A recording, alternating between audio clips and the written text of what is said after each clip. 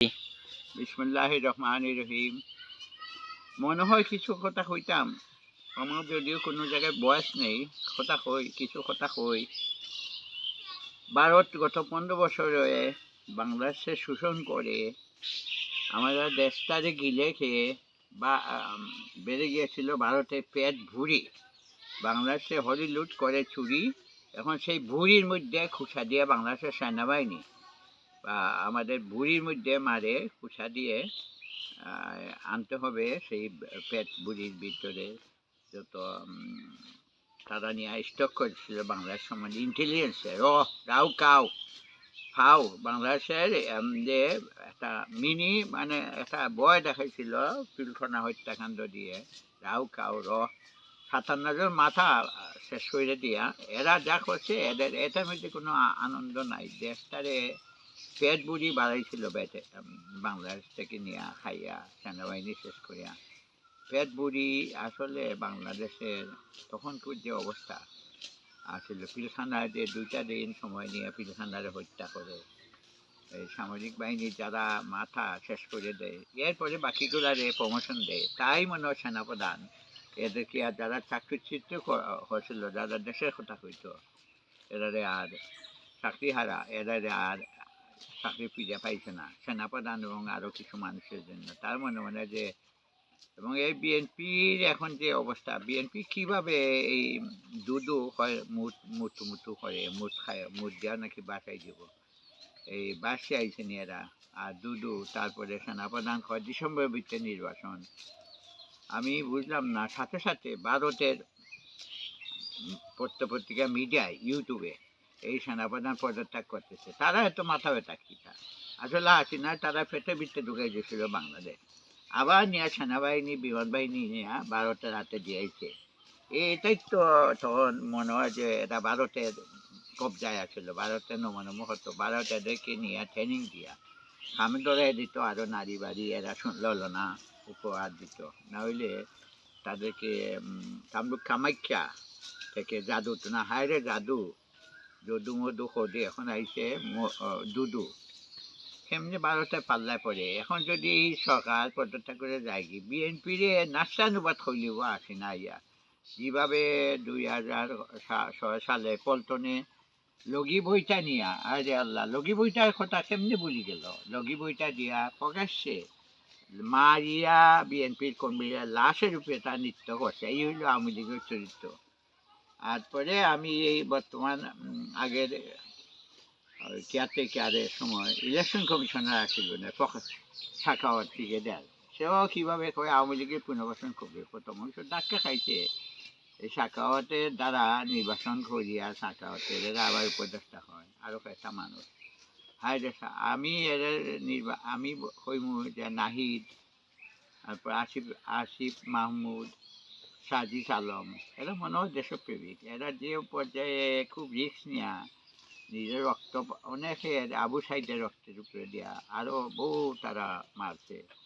প্রকাশ্যে জাফর ইকবাল হইতো, জাফর ইকবাল যে সব রাজাকার। তারপরে এগুলা তো বিচার হয়েছে না। ইমরানের সরকার এই মঞ্চ বানাইছিল শাহবাগে, কত মানুষরে, কত ছাত্র, কত রুগীরে কষ্ট দিছিল তারা।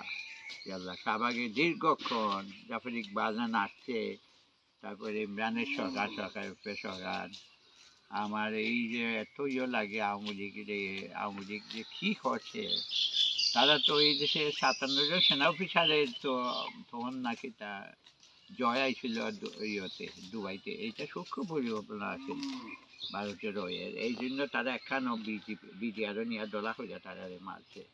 তখন আমি দেখছিলাম মরুপত্র পত্রিকা শকুনের পোস্টমর্টম, শকুন এই ইমামদার মানুষগুলারে মারিয়া মরে যায়, শকুনের পোস্টমর্টমে গিয়ে পাওয়া যায় এরা সেনাবাহিনীর অফিসার দেশপ্রেমে উদ্বৃত্ত হয়েছিল, তারারে মারে। আমি আজকে আবার কইলাম আল্লাহ, বেরিয়ে গিয়েছিল ভারতে পেট বুড়ি। এখন সম্মিলিত শক্তি বাংলাদেশ, পাকিস্তান, চীন, তুরস্ক মিলিয়া আমাদেরকে দিব আরও রাফাল বিমান দিব, তুরস্ক দিব আমাদের ড্রোন সীমান্তে, চীন আমাদের পুরা সীমান্ত দেখব। নাহলে চীন যদি এসে যায় অরুণাচল, চললে সবাই অরুণাচল সেনাবাহিনীর কোনো লম্পজম্প না, সেনাপ্রধান আছে, তার নির্বাচন। আগে দেশের সংস্কার হোক, দুর্নীতির টাকা ফিরে হোক, তারপর নির্বাচন। এটা রেফারেন্ডাম করে না, তাদের কেব ইন্ডিয়ায় যখন হয় নির্বাচন আর এই দেশে পদত্যাগ করছে, তারা পদত্যাগ করে ইন্ডিয়ায়, তখন আসল মূর্তি রূপে তারা আইব। আজকে বহির্বিশ্বে আমাদের সম্পর্ক ভালো হয়েছে, কত দেশ আইব আমরা আপন করে নিতে, আপন করে সমগ্র বাহিনীকে নিয়ে চলে বলে কৌশলে তারা নিঃশেষ করে রাউ খাও, হায় রাউ খাও। তাই ওদের বুকে লিখছে আগুন দাউ দাউ করে জ্বলছে, যারা যাদের হারিয়েছে সেনাবাহিনীর গুপ্তচর হাসিনা ছিল, ভারতের গুপ্তচর হাসিনা, তার জ্বালায় বাসিনা ছিল তারেক সিদ্দিকি, নাম সিদ্দিকি হইলে বিশ্বাস, অথচ সে জাতির সাথে করেছিল অবিশ্বাসের কারবার, অবিশ্বাস মির্জাফরের মতো। এদেরকে হাত করিয়া পুরা পিলখানা হত্যাকাণ্ড করিয়া নিয়েছিল পেটের ভিতর। এখন পেট, ভারতীয় পেট বাংলাদেশ হারিয়া করছে শর্টপট। মুদির তাহলে মুদির এখন কুত্তা নিয়ে মিটিং করে দেখলাম আমি, আজকে থামবেলে দিছি। মুদি এখন কুত্তা গেউ গেউ, হাসিনারে দিয়ে পাঠাই দেবো, কুত্তা গেউ গেউ, কুত্তা বাহিনী। আরে কুত্তা, আমি তখন বলছিলাম যে কুত্তা রে দিয়া হাসিনায় কুত্তা বাহিনী হারে গেউ গেউ করলে লাভ হইব না। আবার কি বাংলাদেশকে হাসিনাকে পেটে নিয়ে উড়াবে বিমান রথ, পেটে তো তারা নিয়েই গেছে, এটা বলে আমাদের বিমান বাহিনী সামরিক বাহিনী করা লাগবো, মানে একটা প্ল্যান নিতে হইব, যাতে ঠিক যেভাবে আমরা সেনাবাহিনীরে মারিয়া গেছে আমরাও সেভাবে গিয়া মারতে হইব, আমরাও গিয়া সেভাবে মারমু, গিয়া হাসিনারে মারিয়া সেনাবাহিনী খতম করিয়া আমরা যারা আশ্রয়ে প্রশ্রয়ে আছে তাদের কাছ থেকে শেখ হাসিনারে ধরিয়া নিয়ে আইতে হইব, এবং দরকার হইলে ৫৭ জনের বদলা ১০০ জন মারতে হইব সেনাবাহিনী। পাকিস্তান যদি আমরা যেভাবে পাকিস্তানের সাথে ভারতের যুদ্ধ হয়েছিল, যদি পাকিস্তান হারিয়ে যাইতো, আল্লাহ, পাকিস্তানিরা ১৬ই ডিসেম্বর যে সারেন্ডার করেছিল, আবার যদি এবার ভারতের সাথে জিততো না, তারা ভারত কাছে মানে হারতো, তাহলে বাংলাদেশের সাথে সাথে শিলংয়ের যে স্থান কমান্ড থেকে পরিকল্পনা করছে বাংলাদেশের দখলে নিয়ে যেত, বাংলাদেশে অ্যাটাক করতো, সেভাবে তারা সাজাইছিল। আমরা ৭টা রাজ্য কীভাবে আনবো এইভাবে চিন্তা করা উচিত। ৭টা রাজ্য আবার আমরা বাংলাদেশে নিয়ে আসব, 7টা রাজ্য।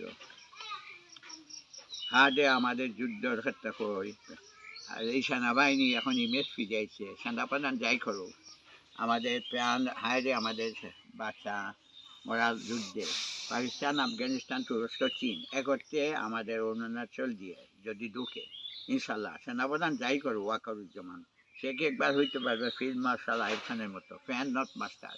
জনগণের পাস বুঝতে হইব তারে, কোন সময় একটা কথা হইল, হ্যাঁ নির্বাচন দিতে হইব, সে কি নির্বাচনে হাসিনার এজেন্ট?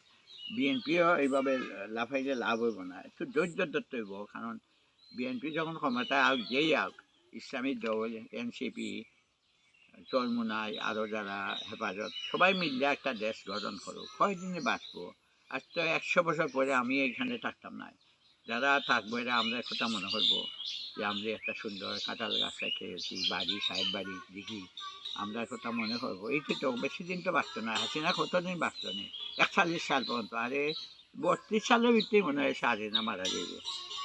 আমরা আরও কিছু কথা, সেনাবাহিনীর মান সম্মান রাখতে হইব, এবং ড্রোন দিতে হইব, হয় আর রাফাল বিমান, আমাদের ব্রিগেড দিতে হইব। আজকে বিভিন্ন জন ভাল লাগে, ছোটোবেলা করতাম যে আকাশে যে দক্ষ তারা, আমরা 7টা যে সপ্তর্ষি মণ্ডল আমরা দিকে তাকাইয়া থাকে, আমি জানালা করলে দিকে আমার দিকে তাকাইয়া থাকে, আমরা যাতে হই না হারা, আমরা 7 সিস্টার আমরা দিকে যাতে আসে, আলফা বিটা গামা অঙ্ক করে অনুসাদল পর্যন্ত। আর চিকেন নেই, যদি চিকেন একটা আমরা নিয়ে যাই ইনশাল্লাহ। চীনের কি একটা ইন্টারেস্ট নাকি আছে বললাম, MSS, আর MSS বুঝি না আমরা, বাংলাদেশের সেনা ইন্টেলিজেন্সের সাথে পাকিস্তানে ISI আরও যে টার্কি, তারা মিলে একসাথে কাজ করতে হইব, বাংলাদেশ যেন উঠে আর ঢুকে না ভারতীয় পেটে। এখন তারা খেদ বাড়ে খেদ, তারা পেট থেকে যে বাংলাদেশ বাড়িছে পেটের যন্ত্রণা, তাই পেটকে নারী বুড়িতে সুলিয়া নিয়ে আসতে হইব। আমরা সেই সামরিক শক্তি দরকার। এবং ইনশাল্লাহ এবার যদি বাজেট বাড়ে আমরা সেনাবাহিনীর জন্য চীন উপহার দেয় একটা বিমান, জাহাজ, আমাদের সব আমরা কন্ট্রোলে আইব। এবং এইদিকে আমরা মনে হয় যে একটা ওই মায়ানমারে আমরা কায়দে আজম দিতে চাইছে না, তখন ছিল বার্মা, বলে যে এইদিকে পাকিস্তানের দিকে বাড়িয়ে কি তখন এইদিকে বাড়াই তৈব পূর্ব পাকিস্তানের থেকে। এখন এই যে রোহিঙ্গার যে অঞ্চল, এইটা নিয়ে আমরা নতুন করে বাংলাদেশের পূর্ব পাকিস্তানের দিকে নিয়ে আসছে। আমরা বড়ই 7টা রাজ্য আমরা বড়ির মধ্যে আসা হইলে বাংলা, বিহার, উড়িষ্যা, পশ্চিমবঙ্গরে সেটা বাংলার স্বপ্ন পূরণ করতে হইব। আর ইন্ডিয়ার আমেরিকা ছিল হরি হরি হরি লুট, তাই ভারতীয় পেট থেকে বাংলাদেশে বাইরে হয়েছে। পেটে লাগে চুট চুট, হায় বুড়ি পেট বুড়ি বাড়ি হয়েছে মেয়ের পেট বুড়ি। এখন তারা খিদা লাগছে, বাংলাদেশে আবার খাইব হাসিনারে দিয়া, কিচ্ছু করতে পারবে না ইনশাল্লাহ। পিলখানা হত্যাকাণ্ডের সেনাপ্রচারদের তারা আমরা চিন্তা করে তাদের আমরা শহীদ সামনের বছর আমরা ইনশাল্লাহ আর যাতে এরকম হত্যাকাণ্ড না হয়, এখন থেকে আমরা এবং 7 স্টার নিয়ে আইমু। এবং স্টার্ন কমান্ডে যারা আছে ইনশাল্লাহ ভারতে খেয়ে আছে, আমরা এক আছেন ভারতের, তিনিও আমার লগে খুব যুক্ত আছেন, হাজা বাবা মঈনুদ্দিন চিশতি ইনশাল্লাহ, হাজা বাবা আজমির, আরও আমরা বাংলাদেশে অলিয়া উলিয়াদের যে ছিলেন সবার দোয়ায় সপ্তাশী মণ্ডল থেকে তাকিয়ে থাকে তারা। আমি আবার কই আপনারা আবার বলবি চিরন্যতম মসির আকাশে তাকিয়ে থাকে 7টা তারা সপ্তর্ষি মণ্ডল, আমরা 7টা রাজ্য আনবো ইনশাল্লাহ। আর যাতে আমাদের সেনাবাহিনী যায় না মারা। আল্লাহ হাফিজ। আমি আহমেদ, আল্লাহ হাফিজ, আল্লাহ হাফিজ, আসসালামু আলাইকুম।